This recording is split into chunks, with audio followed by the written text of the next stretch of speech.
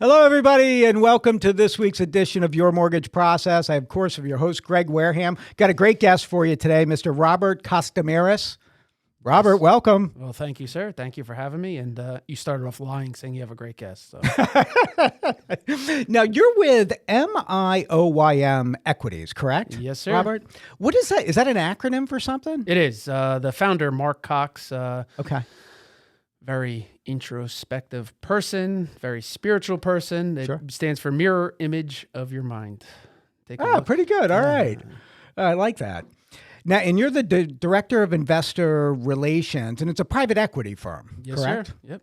Tell us a little bit about yourself, Robert, and then we'll get into what the company does. Well, I was born in. Oh no, you don't want me to go back. So yeah, I guess you could say I cut my teeth. I kind of hate when people say that, but I cut my teeth on Wall Street back in 2000.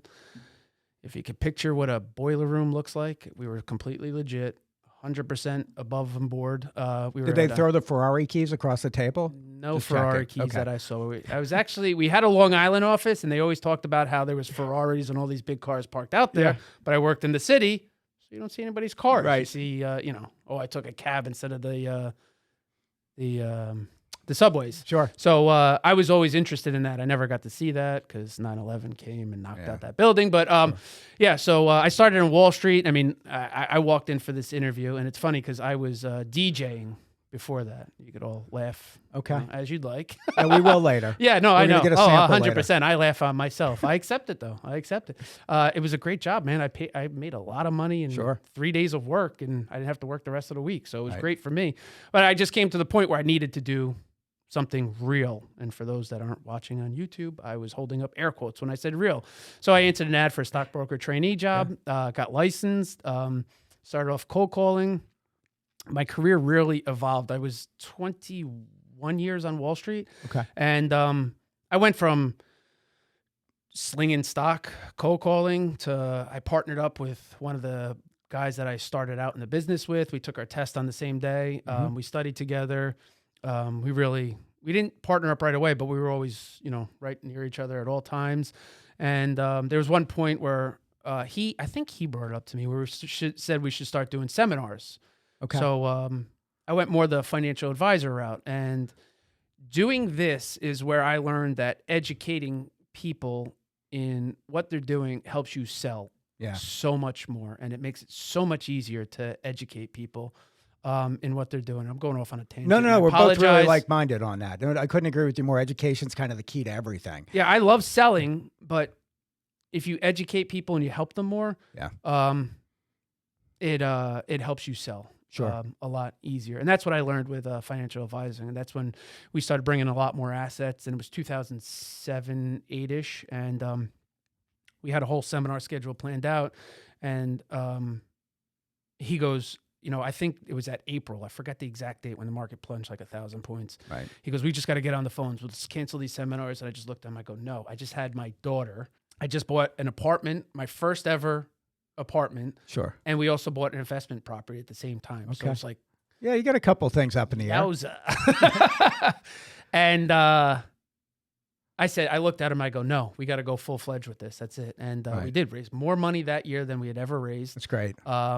And our business really took off from there. And then in 2011, we started a broker-dealer ourselves with 2 other partners that we had started in the business with. And it's to this day, it's in existence. I'm no longer there. Just in 2015, my partner moved down to Orlando, gave up his our book of business. And then I was running the broker-dealer. We had 150 reps in 5 different states. That's a big operation. Yeah. Couple So people.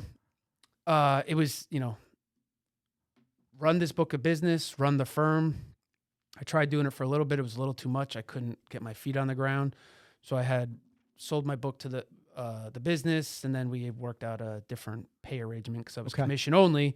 And then running the firm. And then myself and one of the senior partners ran the firm for another 8 years or so. Mm-hmm. And I wouldn't say I got bored, but if you have ever managed salespeople, it's a little... I've been managing for 25 years. It's a little... It's a blessing, but you got to have a lot of patience.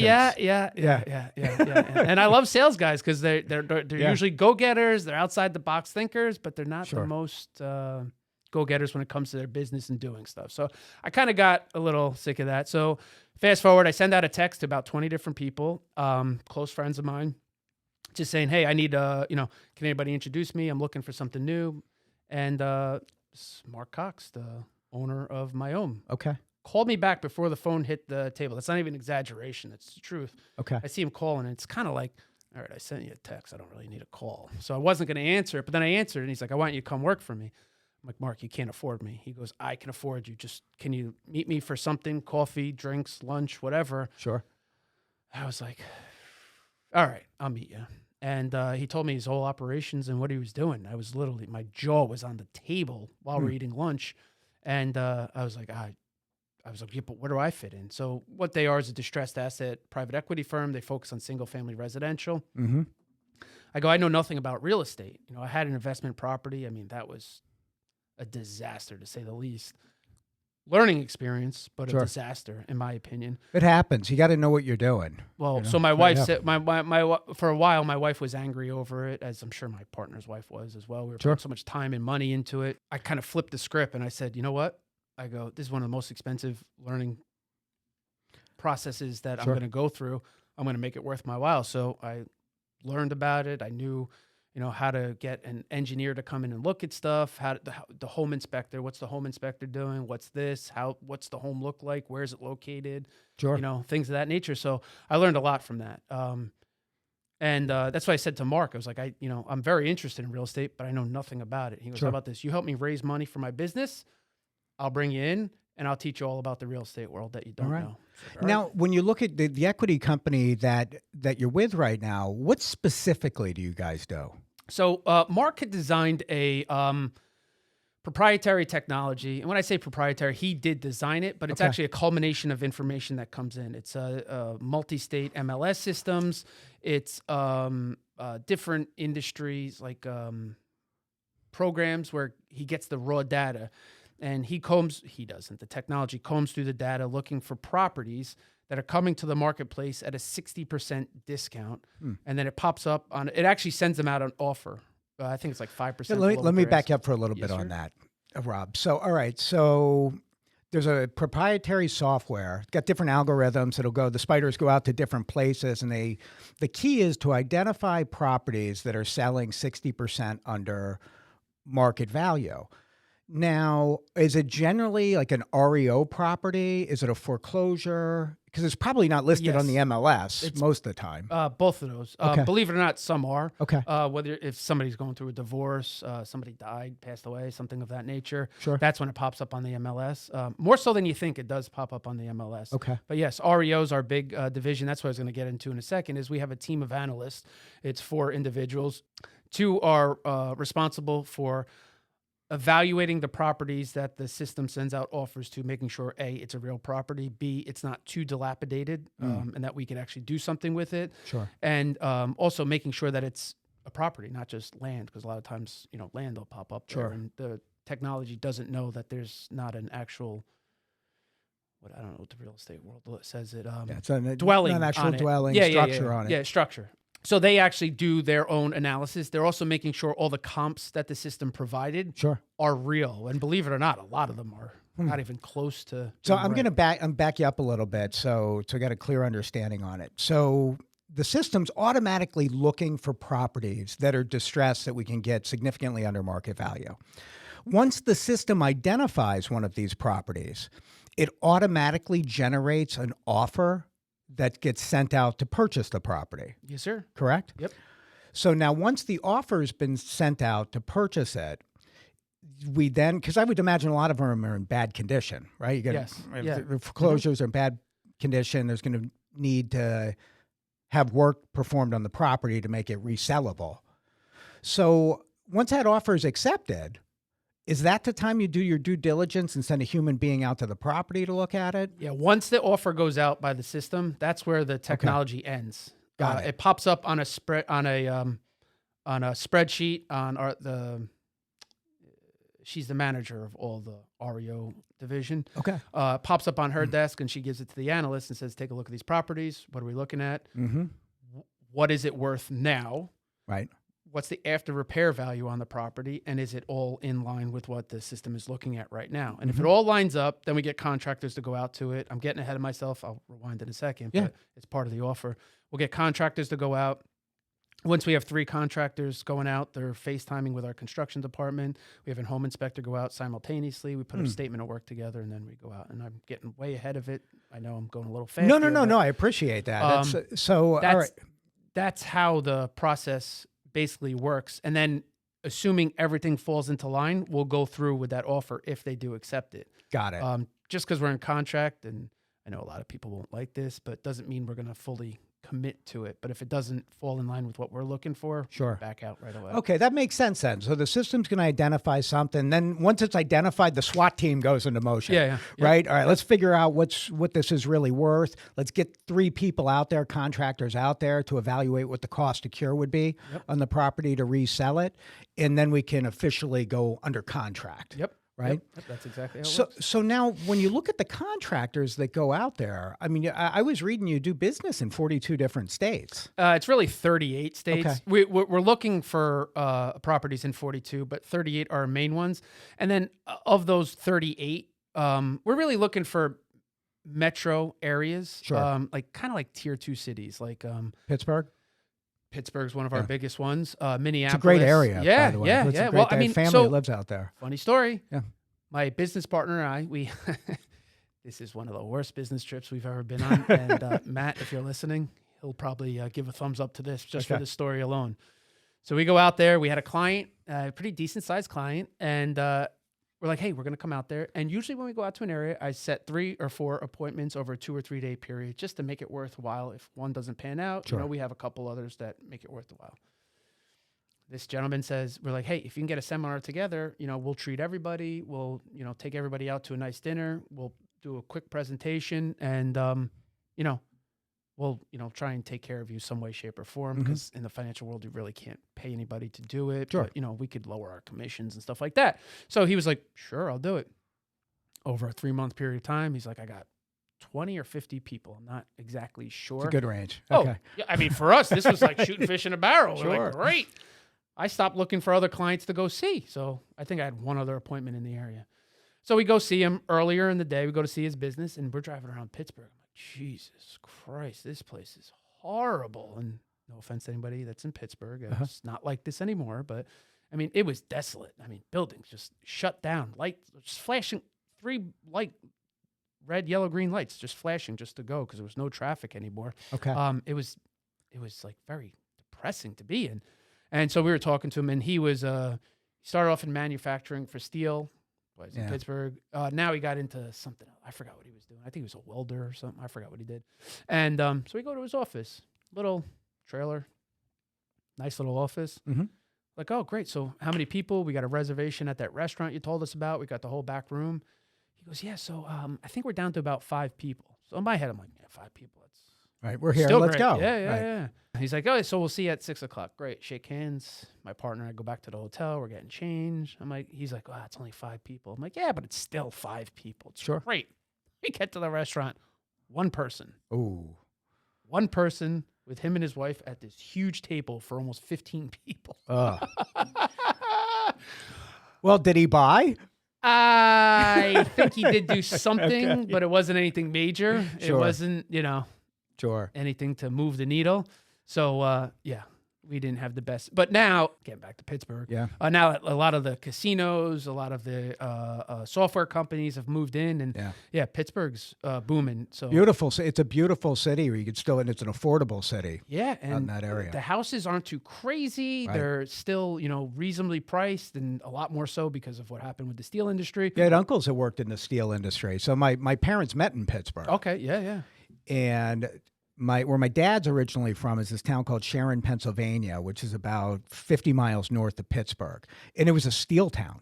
And Westinghouse was the other big player in that area. And when the steel business when they went out of business, it just shut down the economy. Yeah. Really is a shame. You figure there's steel workers in there that have been working generations in there, and it's just, there's nowhere to work. I know. It's the craziest thing. I don't know. I'm glad to see that Pittsburgh's kind of recovered from that, but some of those other rural areas outside that were depending on steel, they still haven't recovered. Yeah, well, you have like you have Ohio too. Yeah. Who I forget what business was in Ohio, but now you see they put the CHIP Act in place and they're putting Yeah. software companies out in Ohio, so that should be good for them as Should well. be. Yeah. Ohio's a big one for us. Outside of Chicago in the suburbs, a big one for us, and in Texas, pretty much any of the cities, Okay. because they're spider webbed. Sure. As opposed to, I grew up in the tri-state area, so I mean, as you know, you have New York City. Right. And then you have New Jersey, so it's totally different. I'm not used to these cities that have suburbs right on the outskirts. Yeah, that's like part of the actual city. Yeah, like we were talking about Boston earlier. Yeah. Boston's one of the ones. I went to school in Boston, so it was weird for me to see. Where'd you go to school? Mount Ida College. All right, yeah, it's in Boston? Newton. Oh, yeah, okay. Yeah. I never... If people are from Boston, I tell them Newton. Yep. But, if they're not, I say I went to school in Boston. Yeah. I grew up in Brockton, Massachusetts.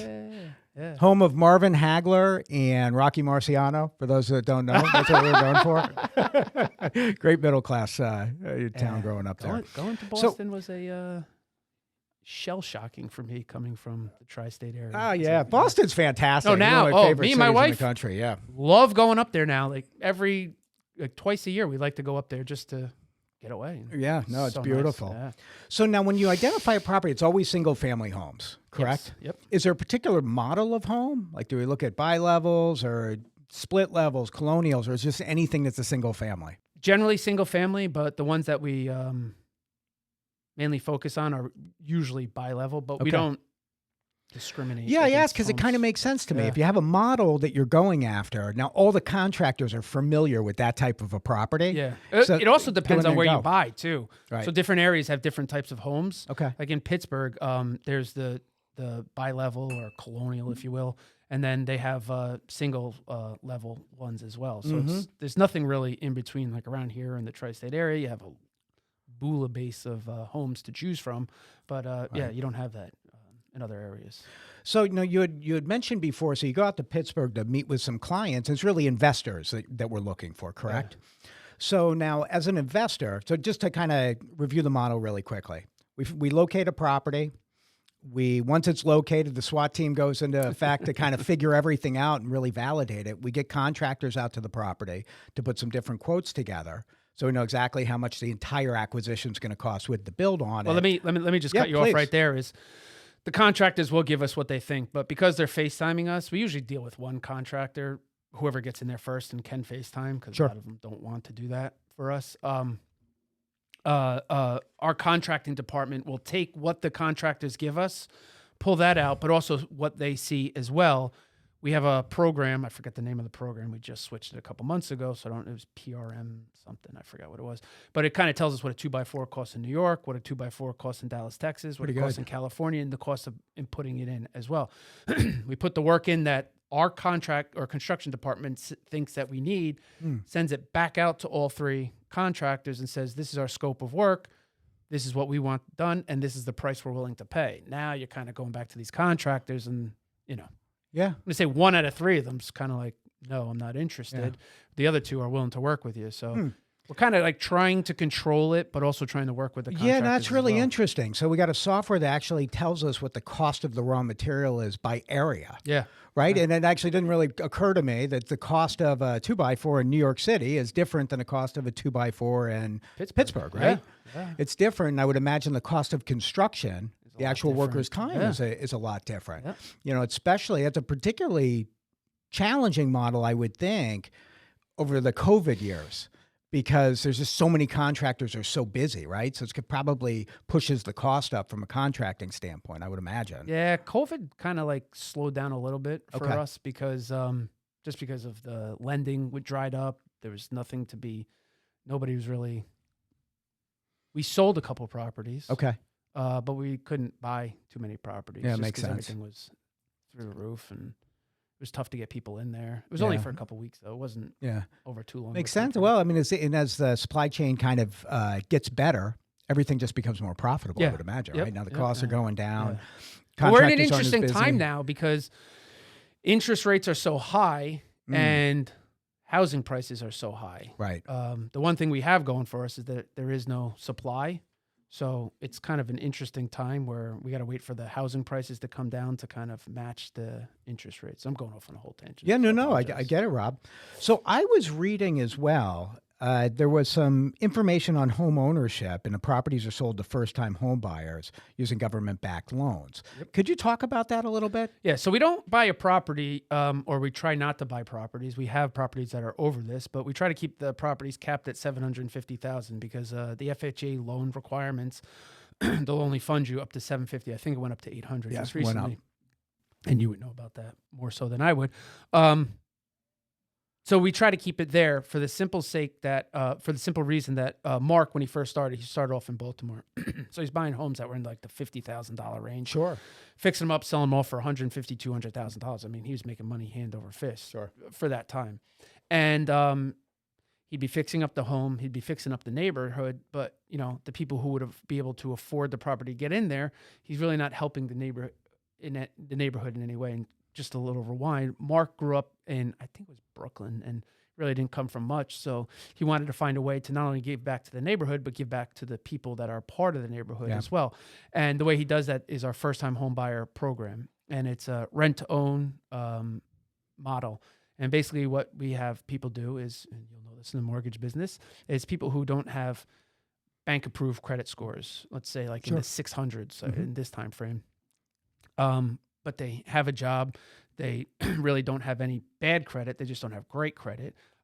We'll take them on. We'll have them rent for anywhere between 3, 6, 9, 12 months. We'll use that money as a down payment for the house. We'll say they have whatever, 20%. I think it's only, what's the first time home buyer? It's like You're 3.5% down. Yeah. So they don't have to have much, but they'll have more than that for the down payment. We'll take that off the price, and then we'll get them into their home. They're happy. We're happy. And, you know, he's giving back to the neighborhood. Now, do you do that all the time? We try to. We are a private equity firm. Yeah, so well, you want got to make money. Yeah, of course. So we'll list it simultaneously with the rent-to-own market on apartments.com, and we'll also have a realtor list it. And for all the realtors out there, we're letting them know that we're doing this at the same time. I got to go a little deeper on this because I'm really starting to like this model. Yeah. So you've now rehabbed the property, and then the intent is, can I rent the property to someone, allow this part of their rent go towards their 3.5% down they're going to need for an FHA mortgage, because you could do it, and then we sell them the property. So not only have we returned a good return on investment for the investor, but we've done the right thing. And we've tried to provide home ownership for people that need it. So yes, but what we're also doing too, and it's kind of making us sound like, you know, we're doing God's work here. But we're helping them build their credit score. So because we're reporting the rent to their credit score so that they get it fixed up. So for future uses, they have a better credit score as well. So now then, that's fantastic. So now when they go in on the rent-to-own type of situation, we've already negotiated what the sales price is going to be. It's going to be what we're asking for. They don't really... Makes sense. They're happy to just be able to purchase a home.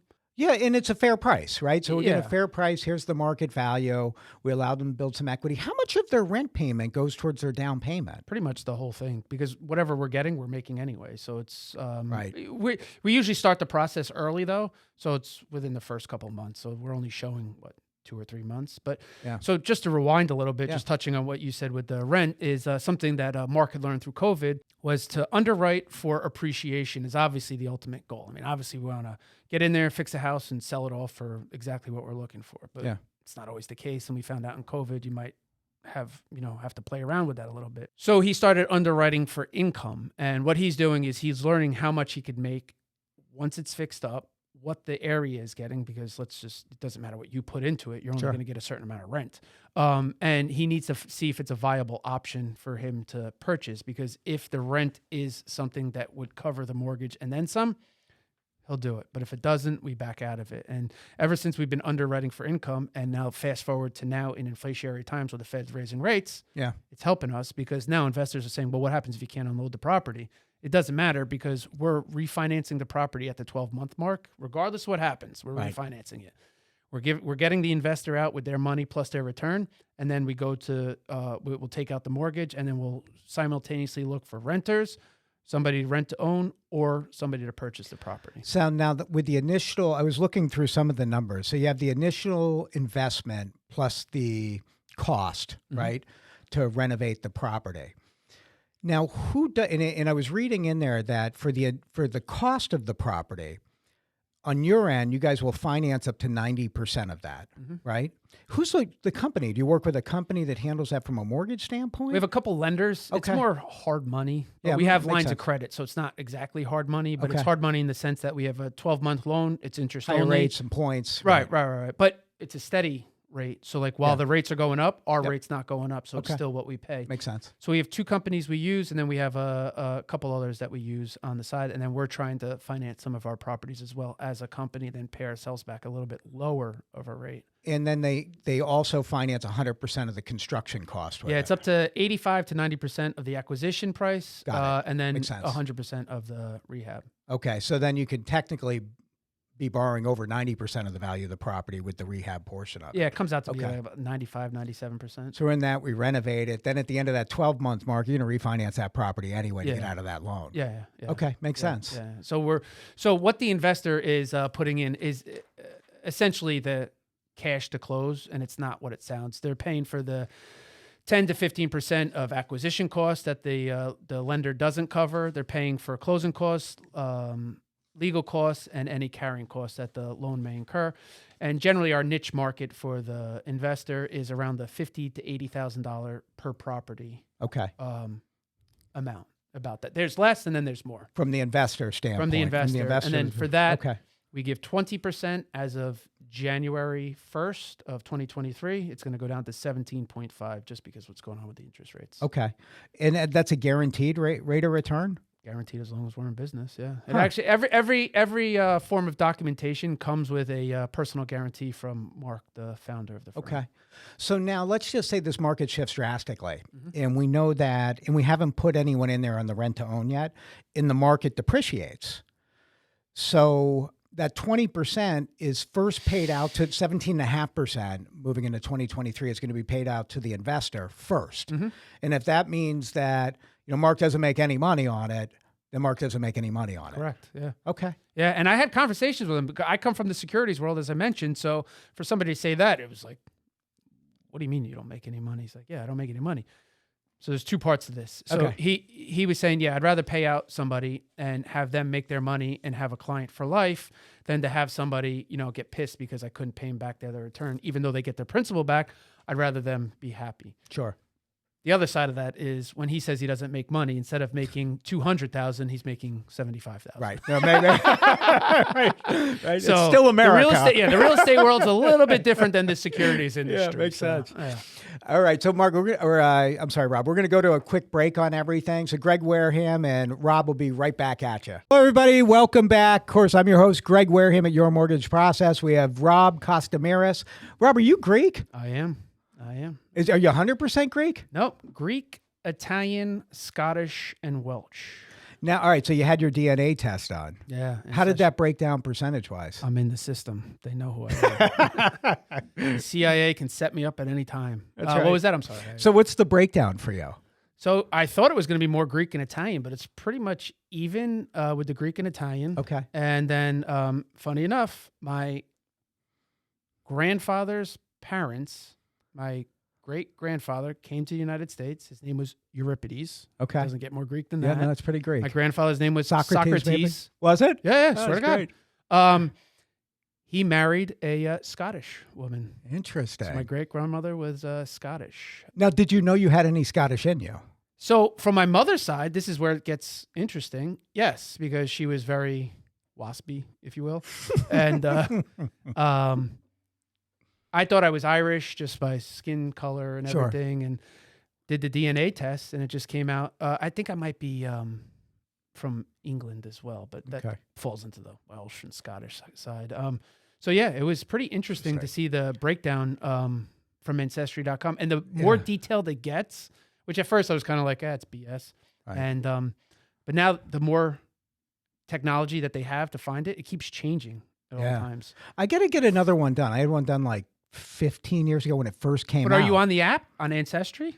No, I don't even remember who I had it done with. I got it done because, you grow up with the propaganda of what you are, half Italian, half Irish, right? That's what I was told. So I get the Yes. test done, 42% Italian.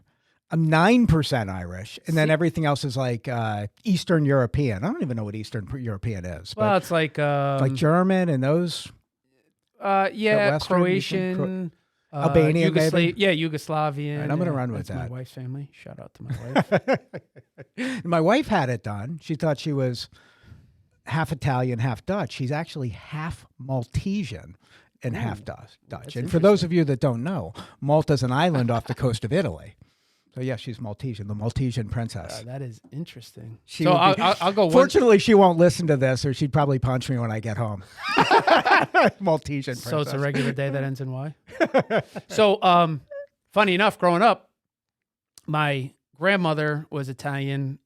They lived in a brownstone in Hoboken. Entire family was in there, and my grandfather had stopped speaking to his family. Okay. Apparently, that's what Greeks do. I didn't know about it. It and happens. yeah, so They hold grudges. yeah, it's a known thing. I did not know this. And so I thought I was Italian and then Irish. Or English or Right. whatever my mother had told me. And then somebody at school, I must have been 15, 16, might have been a little bit older, but old enough to know what you should be. Right. It's like, oh, isn't your name Greek? And I was like, what? No, it's Italian. They're like, no, it's not. It ends in an IS. And I was like, wait, what? Well, you and- can't be 100% Italian because you're too tall. No. I mean, he's sitting down. Rob's sitting down right now. He's 6'5". Yeah. So he's way 6'4" too tall. 6'4" and 3/4. Yeah, you shrunk. Yeah. How do you feel about that? That's That was an off-air Yeah, conversation. that's what the nurse asked me.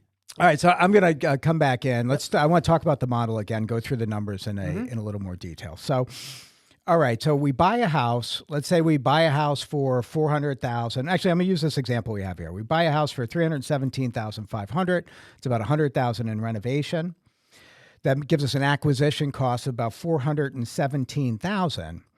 You Which guys are going to all the investors know exactly what the breakdown of each property that they're investing in looks like because they're going to get a spreadsheet of each property and how Okay. it could look prior to Oh, them so you going get one into of it. these Yep. spreadsheets on everything. That's fantastic before you make the Yep. investment. Yep.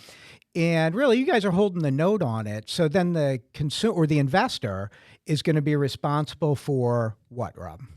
They're responsible for the equity, as I mentioned earlier. That 50 to 80,000 generally consist of, as I said before, the closing costs, the cash, which the lender doesn't cover, legal fees, carrying costs, and any closing costs that may incur. And for that, we pay the 20% up until January 1st, and then 17.5% after that. So to kind of put that into perspective, if the investment is $100,000 as an example, then the return on that you would expect in a 12-month time frame is 17.5% or $17,500. Yep. That's Okay. Exactly it. Now, and before there's any money earned from your equity company, the investor is always paid out first in case the market shakes up a little bit. Yeah. So the lender has the debt is the primary Mm-hmm. note holder, and then the investor is secondary to that.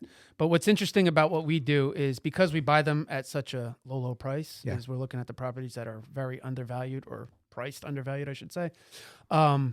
Generally, when we close, there's equity. So God forbid something goes wrong with it or we're not going to move forward, there's usually equity in it where we can get the lender out, and then we could either say we're going to wholesale the property and just get rid of it, Yep. or we'll take it on ourselves some way, shape, or form. But the note is the first, has first position, and then the investor has sense. second position. But we treat it as a preferred. It's not a preferred, but we treat it as preferred because the investor's getting Okay. anything before us. No, that makes sense. So you've done over 600 properties, I was reading? That's all that he'll commit to. But yeah. Okay. Yeah.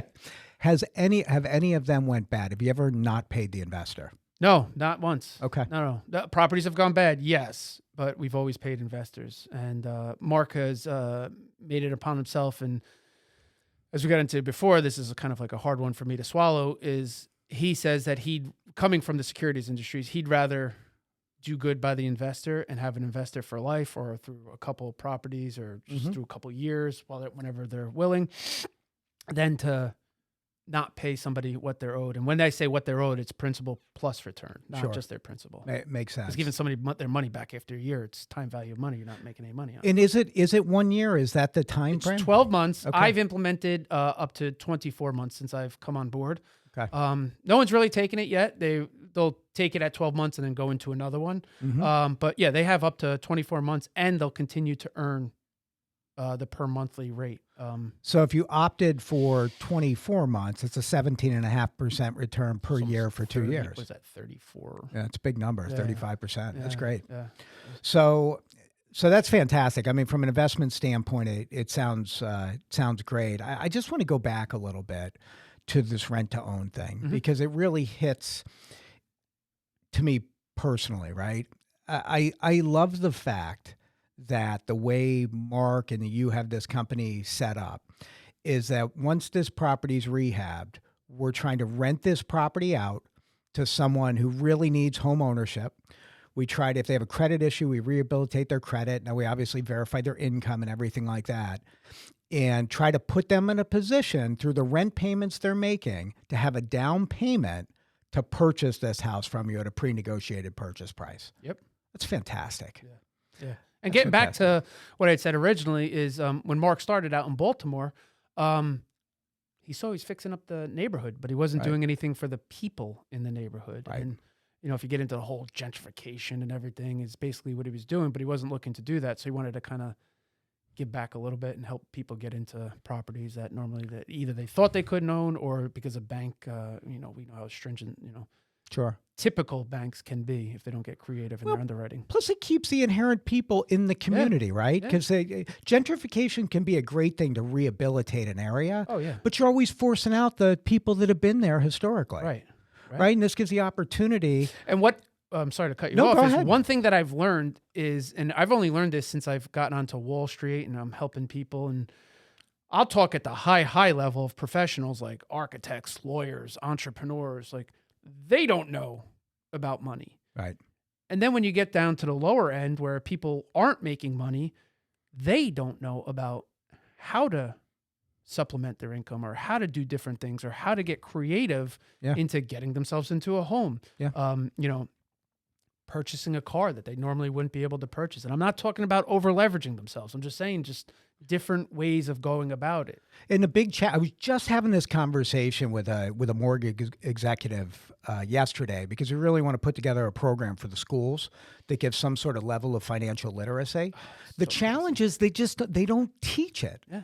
You just don't teach it. And at whatever level, whether or not it's high school or even before that, people that go through our public school system have no idea how to manage money. I didn't even know how to write a check when I was old enough. My father opened a checking account for me, but never really, I wouldn't say allowed me to use it, just never introduced me to it. I didn't really know how it worked. Maybe he gave me one little overview, but it wasn't, enough so it stuck. Sure. I didn't have that. And, I grew up in a pretty decent town. My father was a doctor, but we weren't allowed to ask how much money he made. It was an insult to him. In fact, just going back on that, the house next to him when we were looking for a house, we already lived in Jersey, I think. I don't know. Anyway, the house next to him went up for sale, and I was like, oh, that's a cool house. So I was like, you know what? Let's take a look at it. It was a nice house on the inside. So I was like, you know what? Let's make an offer on it. So Live next to a doctor. Yeah, well, he's still my father, though. He's not a doctor. So he made an offer, and I kind of upset the realtor a little bit. I didn't tell her my aunt had referred me to put her on as a thing. So all of a sudden, the house went for sale, and I saw I didn't see it yet, but it went for sale, and they had moved in, and it didn't go up on Zillow. Was just getting started at the time, so it took a little bit longer to update. So I said to my father, I was like, oh, ask them how much they paid for it. Oh, I could never ask them that. Right. Like, it's going to be on Zillow in 2 months anyway. He's like, that's an insult to ask them how much they paid. I'm like, Dad, it's public information. You can find this out. He goes, I can't believe you would even think about asking somebody how much they paid for a house. I'm like, are you serious? Different time, different it's place. Funny, right? And, where money always seemed to be a secret. So that really creates the haves and the haves nots, right? Yeah. Where no one wanted to talk about money, but money's a very important thing to talk about. Very. Money's good for the good that it can do in the world. And this is one of the things I love about what you guys are doing with the rent to own. That we need to start educating our kids at a very young age in the public school system. Yeah. To explain to them, how do you manage money? How do you leverage money? What's debt? What's bad debt? What's good debt? Because there is a difference. Yeah. It's sort of like cholesterol. There's bad cholesterol and good cholesterol. You can't have no cholesterol because that's your body's not going to run correctly. And, that's the same way. Yeah. I went to college and, what do they do in college? I kind of got out of that, but you go to college, I'm going to get my mail and they're in there and, hey, you want to sign up for a credit card? You get a T-shirt, you get a coffee mug. Yeah. I'm like, yeah, sure. Let's do it. Me too. Yeah. Then I get the credit card and it says, oh, you have $2,000. I'm like, oh, great. Charge it up. Yeah. Oh, wait, I got to pay this back? Like what? 24.99%. What do you mean I got to pay it back? Yeah. How do I pay it back? I don't even know how to pay it back. Yeah. Like I'm being legit. I'm not, I was very ignorant. No, I understood. No clue. If somebody had told me, do not sign up for these credit cards, I probably would have, known better. And I'm not sitting here playing victim. I'm not doing that at all. But I'm just saying is like, had somebody taught me that, I would have been a lot better off. I got out a little better because my birthday's in October, so I wasn't 18 yet. So, well, over the course of time, I know that from a curriculum standpoint, we got to like-minded people need to do something to try to help educate people as to what you can do, what you can't do, and what the right way is to manage everything. It's a critical part of our society, and it shouldn't be a secret. No. My grandfather, he would sit us down every weekend, and he'd open the newspaper, and he'd be like, "Oh, you see Verizon, Bell Labs." He had different stocks that he would show us, and we would look at the. And for people listening that don't know, you used to have to check the stocks in the newspaper. It wasn't readily available every 5 minutes. Right. Yeah. Right. So we would sit down every weekend and check the prices of the stocks and everything. And he's like, it's not always about the daily price of the stock. It's how much dividend you're getting. He's like, this is what a dividend is. Yep. So that was really my first interest getting into like the stock market. I literally had no clue how it operated. I had no clue what it was. I just knew that, buying a stock was an ownership into a company. Sure. But he had taught us that. But then there was that huge gap of my own personal finances. Like, how do I get from where I am now to being able to buy a stock? And had no clue. I always came from the background of you have to work hard, you have to put in your time, you have to, if you put in your time and do your job. And it's such an old school approach too, because I had the same thing. It's about how hard you work. Yeah. How hard can you work? Yeah. And, I said on a previous show, how much do you spend? Yeah. How much do you save? How much do you make? Okay, well, we're trying to work through that, but at the end of the day, it's about the grind. And it's there's a smarter way to do it. Yeah. And to understand the whole picture from a financial literacy standpoint. Well, so and just learning from real estate, from where I am now and everything, I've taken on a new goal, if you will. And I'm not going to say it's for 2023. I don't believe in doing New Year's resolutions, but I've taken on a new goal to create generational wealth. I want to be able to leave something to my kids and hopefully something to them. But, I see all these kids like that I grew up with and everything. It's like their grandfather passed away and left them a building, left them, houses where they're getting rent from. And, they don't have anything to worry about. And I'm like, oh, wow. And again, I'm not complaining. I'm blessed where I came from. I am honored to have the parents that I had and teach me what I had, but I didn't come to that. I don't have that. I didn't get that. And, I wish that I did, but at the same time I don't, because I think it would change where I am today. Sure. If I did have that. Sure. If that makes sense. Yeah, no, it makes perfect sense. Getting a little deep here, but no, it makes perfect sense. And, and it's a balance with that. What can you leave to your kids and at the same time keep them moving forward, right? Yeah. Grinding and understanding everything. So I'm going to kind of, sum up how everything works. And I'm going to ask you to give you contact information, Rob, so people know how to reach out to you. All right. So the algorithm finds a property. Then it goes to the team that goes and kind of does their due diligence, making sure the property is worth what we think it's worth. And then we have a contractor go out to the property to assess what the cost of repairs are. We decide that this is a go. As an investor, you would get a spreadsheet kind of breaking everything down at that point. Mm-hmm. And then from an investment standpoint, you can make that investment. Typical investment's going to range between 50 to 80,000. To 50 to 80,000. But one point that we skipped is we don't we don't get investors involved because of properties. We get them involved because of what we do and what they can make for Understood. us. So it's not like, oh, here's this mug, we're selling you this mug, or we're not selling you property at 123 Main Street. It's kind of like, if you give us X amount of money, we can make you a certain amount of money, and then we take a 10% deposit. Once we get the deposit, we'll start looking for properties for that person. We're always looking for properties. Got it. Depending on how much they give us. Some people, I have an investor that gave us $5 million. So we, and I make it clear that it's going to take us a little bit to deploy this capital, but from the time we do, it's, we'll keep money in escrow. And for him, we only keep a small amount. It's nothing crazy, just, enough so he knows it's serious, so that we know he's serious. And then we send them properties. Understood. So we have portfolios of properties. We give them basically what we're dealing with, how many properties we'll get, what his return will be, how long it'll take. You got to give them some idea. But as we come across properties, we send them the spreadsheets, and then they'll say, okay, how much do you need for this one? How much do you need for that one? Got it. So they're a client, and then you're actively searching. Yeah. For it. Yeah, Okay. yeah. Makes From time to perfect time, sense. it'll be we have a property. Like if I'm in between investors and we're getting ready to close on a property, it's like we're 2 weeks out. I need an investor for this property. I'll start showing it to people, but for the most part, it's the general idea of the investment. Makes sense. So the fixed rate of return, 17.5%. Going next year, you could do it for 1 year. You could do it for 2 years. Which, by the way, I think sometimes it hurts us because people are always like, "Well, Why so much? Well, why so much? Right. Or is that all I could make? And if that's all, if I know that's all I can make, why would I do it?" I'm like, well, do you make that anywhere else? The stock market, the stock market historically has only returned 8% a year. Yeah. Well, the last 5 years have been a lot more than that, but and I think that at this market that we've seen recently in the stock market, it really speaks to the fact that you need to have some diversity, and real estate's a perfect hedge. For the market. Yeah. And even if there is a slowdown in the real estate market, there's historically only been 2 times where there's been a pullback, and that was in the Great Depression and in the Great Recession, 2000. Can you use IRA money? Yeah. Okay. I actually set it up so that you could use, it's more of a self-directed IRA. Sure. But we have a relationship with a company called Entrust. We had another one, but they're going for FINRA approval, so they're not taking on new investors that are outside of their investment thing, and we're a third party. Yeah, makes sense. So yes, you can use self-directed IRA money, and if investors have a self-directed IRA, which, believe it or not, more people than I thought had it. I thought everybody had it at like a Schwab or TD, Ameritrade, things of that nature, but no, a lot of people have self-directed IRAs for this reason, to buy properties, buy alternative assets, and things of that nature. Great.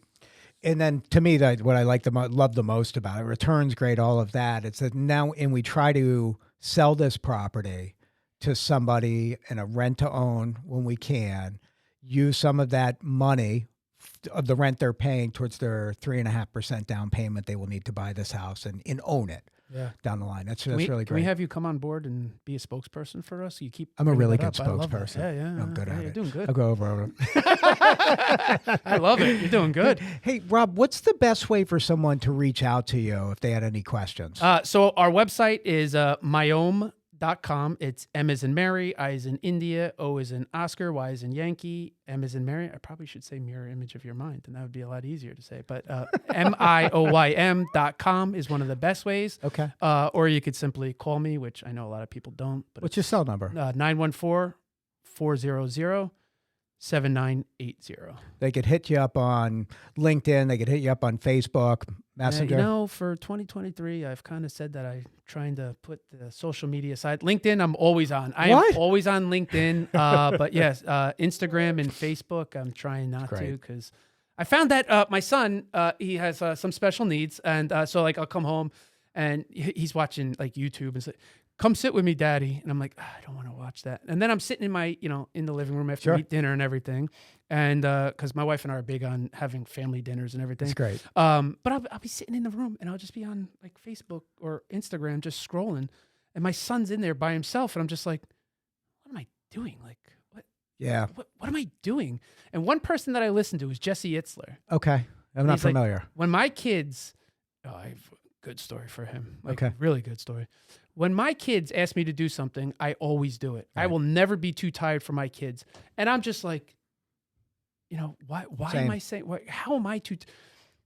He, Go New York, Go New York, Go. Yep. That song, that's his song. He had a whole sports music business. Okay. He pretty much started the sports music business. He did a coconut water. I forgot which one. It wasn't his, but he helped market it and bring it to the United States. I think it's NetJets. He sold off to Warren Buffett. Okay. And he's married to Sarah Blakely of Spanx.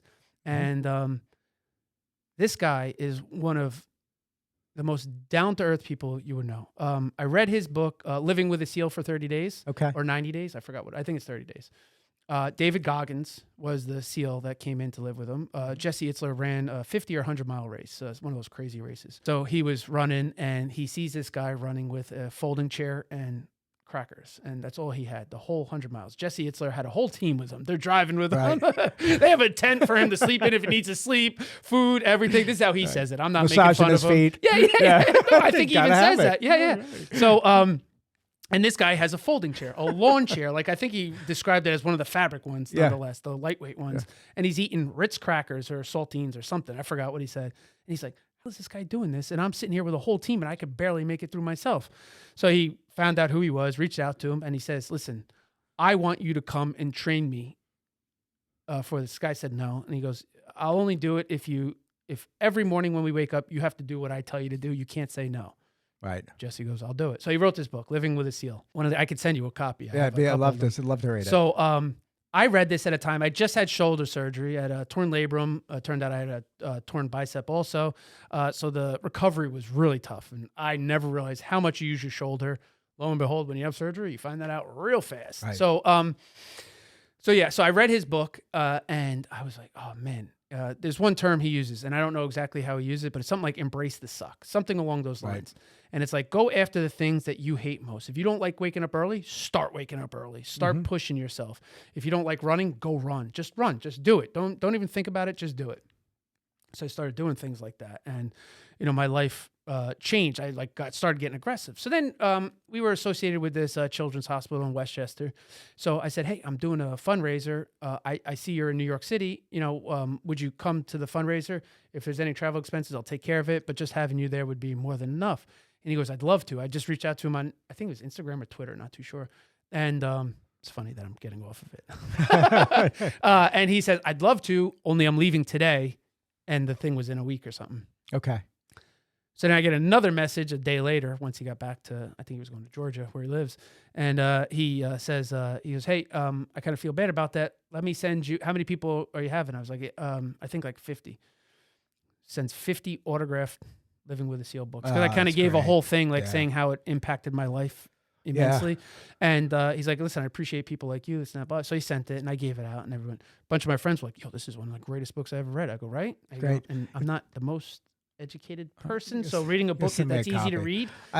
No, I'm with you, and I love what you said too with the kids. And really, if you think about it, if you don't have time to spend quality time with your kids, what do you have time for? Right, exactly. Like, what's more important? Tired? What are you tired for? And I'm speaking for myself. I'm not calling anybody out. I'm not saying anything. But what are you tired for? Oh, you had a long day at the office. We're not digging trenches. We're not, doing hard labor. And even if you are doing hard labor, give your kid 10, 15 minutes, 20 minutes a day, and they'll remember that for the rest of and their ironically, life. That's the person who's probably coaching the kids' basketball team. Yeah. Right? Yeah. So it's like, Rob, give us your phone number one more time. Oh, it's 914-400-7980. Robb Costomiris, thank you so much for taking the time with us today. Thanks for having me. I really appreciate it. It was great. I wish you guys the best of luck on what you're doing. And I want to thank everybody out there today. Again, this is Greg with Your Mortgage Process. Look forward to catching up with you soon. Thanks, guys. Thank you for tuning in to this week's edition of Your Mortgage Process, hosted by Greg Wareham, produced by Greg Wareham and Nick Pavis at The Social Rift, and executively produced by The Social Rift. Thank you again for tuning in, and we look forward to catching up with you next week.